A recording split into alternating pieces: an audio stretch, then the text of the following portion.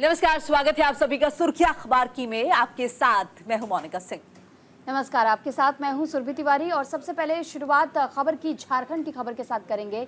झारखंड के पूर्व मुख्यमंत्री चंपई सोरेन का सोशल मीडिया पर दर्द छलका है। और देखिए, आलाकमान पर कई तरह के गंभीर आरोप उनके द्वारा लगाए गए हैं। जल्द छोड़ सकते हैं जेएमएम, इस तरह की भी खबरें जो हैं आम हैं। दैनिक जागरण ने खबर को प्रमुखता दी है, फ्रंट पेज पर छापा। इसके अलावा और कई अखबारों में इस खबर को तरजीह दी गई है। झारखंड के पूर्व मुख्यमंत्री हैं चंपई सोरेन और फिलहाल दिल्ली में है। वो आज ही रांची से राजधानी पहुंचे हैं। तो बीजेपी में शामिल होने की अटकलों के बीच उन्होंने अपनी पार्टी झारखंड मुक्ति मोर्चा पर कई गंभीर आरोप लगाए।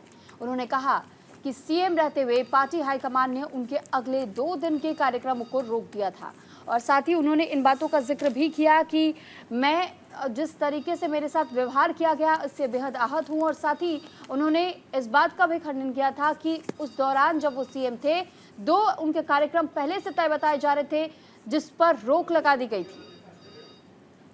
तो देखिए, कई अखबारों में इस खबर को प्रमुखता दी गई है और ये दैनिक जागरण अखबार भी आपको दिखा रहे हैं। चंपई ने तो चुप्पी तोड़ी है और कहा कि बहुत अपमान झेल चुका हूं, अब वैकल्पिक राह चुनना मजबूरी हो जाती है। तस्वीर के साथ उनकी खबर छपी है और कुछ उसकी लाइंस आपको बता दें कि देखिए, झारखंड के पूर्व मुख्यमंत्री हैं और वर्तमान में हेमंत सोरेन सरकार में मंत्री हैं। जल्दी भाजपा में शामिल हो सकते हैं और इस संबंध में चल रही अटकलों पर संडे को उस वक्त मोहर लग गई जब चंपई सोरेन ने चिट्ठी जारी कर कहा कि उन्हें मुख्यमंत्री पद से हटाए जाने के घटनाक्रम का उन्होंने उल्लेख किया और कहा कि मैं किस तरह से आहत हुआ हूं। चंपई भाजपा में कब शामिल होंगे ये तो स्पष्ट नहीं है, लेकिन उन्होंने अभी तक हेमंत सोरेन सरकार में मंत्री पद से इस्तीफा नहीं दिया है। उन्होंने चिट्ठी लिखी है, उसमें कहा कि लगातार उनका अपमान हुआ, लगातार तिरस्कार हुआ, इसकी वजह से वैकल्पिक राह तलाशने के लिए मजबूर हैं। उन्होंने पार्टी के फैसलों पर कई तरह के सवाल भी खड़े किए हैं। देखिए, ये भी आपकी जानकारी के लिए हम बता दें कि भूमि घोटाला में ईडी के हाथों हेमंत की गिरफ्तारी के बाद चंपई को पार्टी ने सीएम बनाया था। बाद में हेमंत जमानत पर जब छूटे तो मुख्यमंत्री पद उन्होंने चंपई सोरेन से वापस ले लिया। जाहिर तौर पर पद दिया ही से ले गया था कि जब लेना हो वापस तो लेने में आसानी रहे। और चंपई सोरेन वो शख्स थे जिन्हें विश्वसनीय हमेशा से कहा जाता रहा हेमंत सोरेन का, और इसीलिए हेमंत सोरेन की जब गिरफ्तारी हुई तो चंपई सोरेन को पद दिया गया। बहरहाल, आपने उनका बयान भी सुना होगा, कुछ दिन पहले भी लगातार उनसे ये सवाल मीडिया द्वारा पूछे जा रहे थे कि आप भारतीय जनता पार्टी में शामिल हो रहे हैं। जो बड़े मुस्कुराते उन्होंने कहा कि देखिए, मुझे खुद भी नहीं मालूम कि मैं कहाँ शामिल हो रहा हूँ, लेकिन मीडिया को इस बाबत सब कुछ पता है। और फिर देखिए, तमाम अटकलें जो है वो सामने आ रही हैं। बिल्कुल, और साथ ही झारखंड में इस वक्त सियासी उबाल जिस तरीके का नजर आ रहा है, आपने हेमंत सोरेन के उस बयान को भी जरूर सुना होगा जिसमें हेमंत सोरेन ने इस बात का जिक्र किया कि देखिए, ये तो काम है बीजेपी का, बीजेपी हमेशा पार्टियों को तोड़ती है और साथ ही पार्टियों को चिपकाने की कोशिश जो बीजेपी ने की है और ऐसे में उन्हें तोड़ना और अपने साथ जोड़ना ये उनकी पुरानी आदत रही है। यानी कि कहीं ना कहीं ये संकेत है एक और कि वो अब चंपई सोरेन की नाराजगी है नहीं है, इससे हेमंत सोरेन को कोई फर्क नहीं पड़ता। वो दोबारा से उनको पार्टी में शामिल करने के लिए, दोबारा मान मनोबल के लिए उनके पास नहीं जा रहे हैं।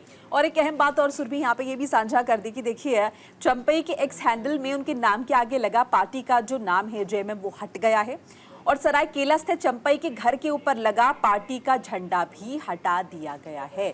यानी कि बहुत सारे ऐसे इशारे मिल रहे हैं, लेकिन जब तक औपचारिक तौर पर नहीं कुछ कहा जाता तब तक हम भी जाहिर तौर पर नहीं कह सकते। अटकलें जो है वो काफी तेज है और किस तरह से इशारे आ रहे हैं आप समझ सकते हैं। बहरहाल, आगे बढ़ जाते हैं, अगली खबर का रुख कर लेते हैं। कोलकाता बलात्कार और हत्या मामले में डॉक्टर्स का प्रदर्शन लगातार जारी है। सुप्रीम कोर्ट ने अब इस मामले का संज्ञान ले लिया है। दैनिक भास्कर में इस खबर को तरजीह दी गई है। तो फिलहाल कोलकाता के जो मामला लगातार धूल पकड़ रहा था, इस पूरे मामले में अब सुप्रीम कोर्ट कल सुनवाई करेगा, यानी 20 अगस्त का दिन सुनवाई का रखा गया है। देखिए, कोलकाता के सरकारी आरजी कर मेडिकल कॉलेज और अस्पताल में ट्रेनी डॉक्टर के साथ जिस तरह से रेप हुआ, उसकी हत्या हुई, इस मामले में देश भर के तमाम रेजिडेंट डॉक्टर प्रदर्शन कर रहे हैं, विरोध कर रहे हैं। आज डॉक्टर विरोध स्वरूप दिल्ली के निर्माण भवन के बाहर ओपीडी सेवाएं देंगे। वहीं दूसरी ओर सीबीआई इस केस से जुड़े लोगों से पूछताछ कर मामले की तह तक पहुंचने की कोशिश लगातार कर रही है। तो फिलहाल अलग अलग अखबारों ने इस खबर को जगह दी है। डॉक्टर रेप मर्डर केस सुनेगा एससी। हालांकि सुप्रीम कोर्ट में जब ये मामले को पहुंचाने की कोशिश की गई थी, सुप्रीम कोर्ट के ही 2 वकीलों ने इस दौरान डीवाई चंद्रचूड़ को एक चिट्ठी भी लिखी थी और इस चिट्ठी में जिक्र किया गया था कि सुप्रीम कोर्ट को खुद स्वतः संज्ञान लेना चाहिए और सुओ मोटो केस इस पर बनता है, जिसके बाद से फैसला सामने आया और 20 अगस्त की तारीख तय की गई जब सुप्रीम कोर्ट इस मामले को लेकर के सुनवाई करेगा। हालांकि 3 जजेस की जो बेंच है वो इस मामले पर सुनवाई करेगी। मुख्य न्यायाधीश के तौर पर डीवाई चंद्रचूड़ खुद इस बेंच में शामिल है और ऐसे में अब देखना यह होगा कि इस पर जब सुप्रीम कोर्ट में दलीलें रखी जाती हैं तो फैसला किस ओर जाता है और क्या सजा सुनाई जाती है। बिल्कुल, देखिए सुप्रीम कोर्ट के 2 वकीलों ने सीजेआई को चिट्ठी लिखी थी और कहा था कि स्वतः संज्ञान इस मामले में वो ले ले। दोनों वकीलों ने अपनी चिट्ठी में कहा था कि देश की सर्वोच्च अदालत स्थिति की मांग को देखते हुए तत्काल हस्तक्षेप करे इस मामले में, और ये भी कहा कि देखिए वक्त आ गया है जब न्यायपालिका जो है वो स्पष्ट संदेश दे कि इस तरह के जघन्य अपराध जो है वो बर्दाश्त नहीं किए जाएंगे। 9 अगस्त को अस्पताल के सेमिनार हॉल में जिस तरह से डॉक्टर का शव मिला, गंभीर चोट है, उसके बाद से आप देख रहे हैं देश भर में रोष है। सोशल मीडिया का जिक्र कर ले तो लगातार मांग की जा रही है कि रेपिस्ट को कड़ी से कड़ी सजा दी जाए ताकि एक बड़ा एग्जाम्पल सेट हो। अब जाके सुप्रीम कोर्ट ने इस मामले में स्वतः संज्ञान लिया है। हालांकि लंबे वक्त से इसकी मांग की जा रही है। इस बीच ये भी सवाल उठ रहा है कि निर्भया कांड हम देख चुके हैं और उसके बाद भी अगर आप देखें तो रेप की घटनाएं जो है वो कम होने का नाम नहीं ले रही।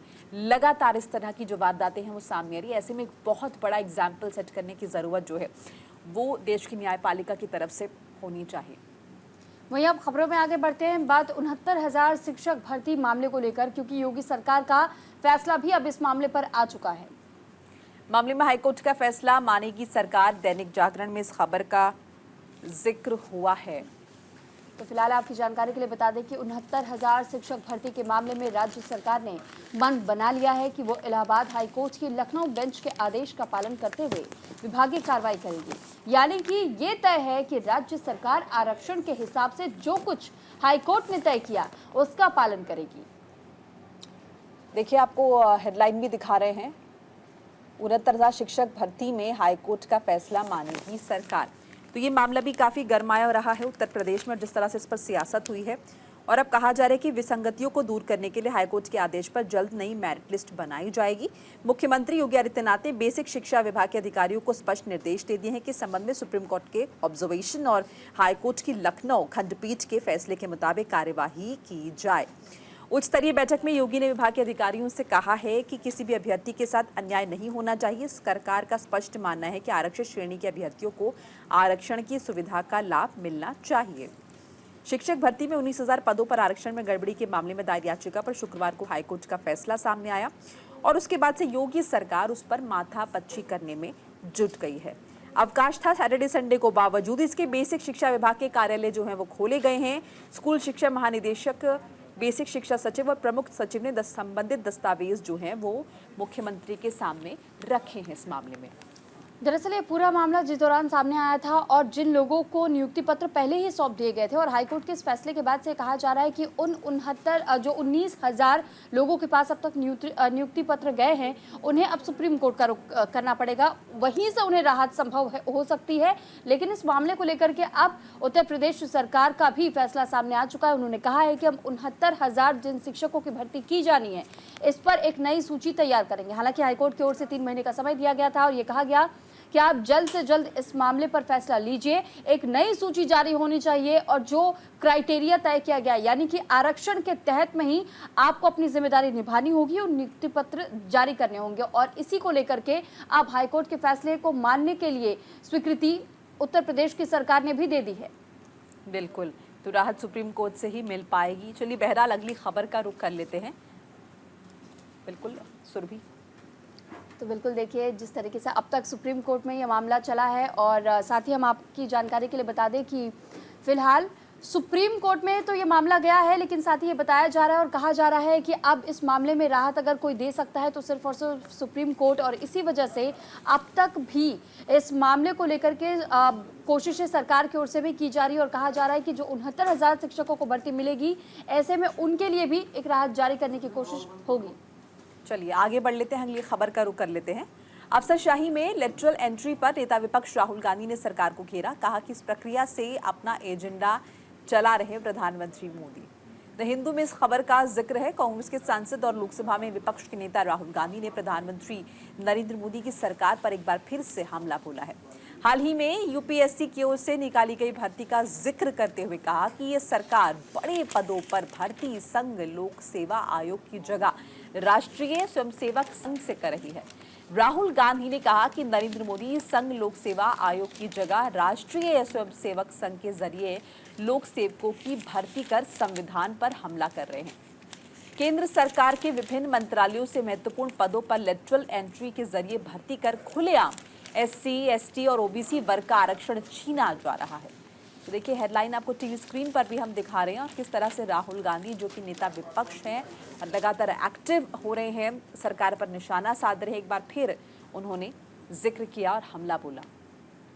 तो फिलहाल इस खबर को आप द हिंदू के अखबार में देख पाएंगे और इस खबर के साथ ही कहीं ना कहीं आप ये समझ पाएंगे कि किस तरीके से अब तक जो कोटा सिस्टम लागू किया गया था, उस कोटा सिस्टम को लेकर भी बहुत ज़्यादा हमने विवाद की तस्वीर भी देखी, क्योंकि विपक्षी दलों का जिस और ये इशारा था और ये कहना था कि इसके खिलाफ विरोध जाहिर किया जाएगा। कोटा में कोटा सिस्टम लागू करने की भी बात की गई थी, उस वक्त भी विरोध देखने को मिला था। और अब इस पूरे मामले को लेकर के राहुल गांधी क्योंकि लीडर ऑफ अपोजिशन है इस वक्त, तो उन पर भी ये जिम्मेदारी बनती है कि विपक्ष की अगर भूमिका है या फिर विपक्ष का कोई मुद्दा है तो उस मुद्दे को कैसे सरकार के समक्ष रखे। और इसी दौरान लोकसभा में जिस दौरान इस बात को लेकर के मुद्दा बनाया गया था, इस मुद्दे पर चर्चा भी हुई थी और नरेंद्र मोदी की सरकार ने जो पॉलिसी तैयार की है, इसमें जो लेटरल एंट्री की गई है और इसी को लेकर सीनियर पोजीशंस पर भी सवाल खड़े किए गए थे और ये भी आरोप लगाया गया अपोजिशन की ओर से कि जो अब तक भी पद जारी किए जा रहे थे, सृजित किए जा रहे थे, उन पदों पर भी लगातार बैक गेट से एंट्री करवाने की कोशिश बीजेपी कर रही है और अपने खास लोगों को चुन करके लाया जा रहा है और इसके खिलाफ बगावती सुर इस वक्त अपना रहे हैं अपोजिशन। और साथ ही राहुल गांधी ने भी इस बात का जिक्र किया कि आने वाले समय में भी अगर तुरंत एक्शन नहीं होता है, तुरंत इस बात पर कार्रवाई नहीं की जाती है और सुधार नहीं किया जाता है, तो सुधार की गुंजाइश नजर नहीं आएगी, तो फिर विरोध प्रदर्शन भी आप बड़े पैमाने पर देखेंगे। बिल्कुल। और इस बीच देखिए लगातार ये भी कहा जा रहा है केंद्र सरकार की तरफ से कि लेटरल एंट्री के जरिए लोक सेवकों की भर्ती पर झूठ फैलाना बंद कर दें राहुल गांधी, क्योंकि इससे पहले भी उन्होंने कोशिश की थी, ऐसा कहना है विपक्ष का, और तब भी कुछ खास निकलकर सामने नहीं आया था। बहरहाल आगे बढ़ लेते हैं। गृह मंत्री अमित शाह ने कांग्रेस पर निशाना साधा है। कहा है कि कांग्रेस की तुष्टीकरण के कारण हिंदू शरणार्थियों को बड़ी परेशानी हुई है। दैनिक जागरण में इस खबर का जिक्र है। तो केंद्रीय गृह मंत्री अमित शाह कांग्रेस पर जमकर के बरसे हैं। 188 हिंदू शरणार्थियों को नागरिकता प्रमाण पत्र सौंपने के बाद कार्यक्रम में अमित शाह ने कहा कि कांग्रेस की तुष्टीकरण की नीति के कारण सालों तक शरणार्थियों को उनके अधिकार नहीं मिले हैं। तो देखिए दैनिक जागरण में इस खबर का जिक्र है और साफ तौर पर कहा है अमित शाह ने कि कांग्रेस सरकारों के तुष्टीकरण से हिंदू शरणार्थियों को नागरिकता नहीं मिली है। केंद्रीय मंत्री ने कहा कि पिछली सरकारों ने करोड़ों घुसपैठियों को आने दिया। इसके साथ ही साथ देखिए केंद्रीय गृह मंत्री जो हैं वो कड़ा प्रहार कर रहे थे INDI पर। कहा कि तुष्टीकरण की राजनीति की वजह से भारत में नागरिकता की आस लगाए हिंदू, बौद्ध, सिख, जैन शरणार्थियों को कभी भी इंसाफ नहीं मिला है। उन्होंने मुसलमानों को भी आश्वस्त किया कि CAA में ऐसा कोई प्रावधान नहीं है कि उनकी नागरिकता छीनी जा सके। शाह ने अहमदाबाद में पाकिस्तान, बांग्लादेश और अफगानिस्तान से आए वहां के अल्पसंख्यक 188 शरणार्थियों को CAA के तहत भारतीय नागरिकता भी दी है। देखिए संडे का दिन था जब उन्होंने अपने संबोधन में कहा कि CAA लाखों शरणार्थियों को न्याय और अधिकार देने का कानून है। 1947 से 2014 तक नागरिकता रखने की चाहने वाले जो शरणार्थी हैं उनको अधिकार नहीं मिल पाया था, क्योंकि कांग्रेस पार्टी और उनके सहयोगी जो है वो इसके पक्ष में नहीं थे। लेकिन अब ऐसा मुमकिन हो पा रहा है। और साथ ही साथ ये भी कहा कि जो भ्रम फैलाने की स्थिति पैदा की जा रही है विपक्ष की तरफ से, उसे समझना होगा कि CAA जो है वो किसी भी तरह से जो मौजूदा नागरिक हैं भारत के, चाहे वो किसी भी धर्म के क्यों ना हो, उनकी नागरिकता पर खतरा नहीं है। तो वहीं अब इसी के साथ खबरों में हम आगे बढ़ रहे हैं, क्योंकि अगले साल होने वाले विधानसभा चुनाव की तैयारियों में इस वक्त आम आदमी पार्टी जुटी हुई है और मनीष सिसोदिया लोगों से संपर्क भी इस दौरान साध रहे हैं। ये खबर अमर उजाला में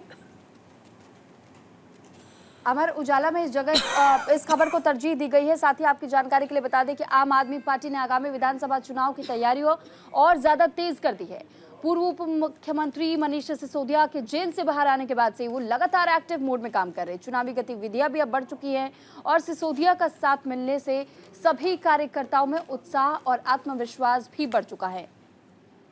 तो 17 महीनों का समय जेल में मनीष सिसोदिया ने जरूर काटा, लेकिन जब से वो जेल से बाहर आए हैं तो विधानसभा चुनाव के लिहाज से इस वक्त वो रैलियां भी कर रहे हैं, पदयात्राएं भी निकाल रहे हैं और अलग अलग लोगों से मुलाकात भी कर रहे हैं। नेताओं से भी अब तक मुलाकात कर चुके हैं और सीधे जनता से संवाद कर रहे हैं। पदयात्रा के साथ संगठन को मजबूत करने का भी काम इस वक्त जोरों शोरों से चल रहा है। तो अलग अलग अखबारों में इस खबर को आप देख पाएंगे।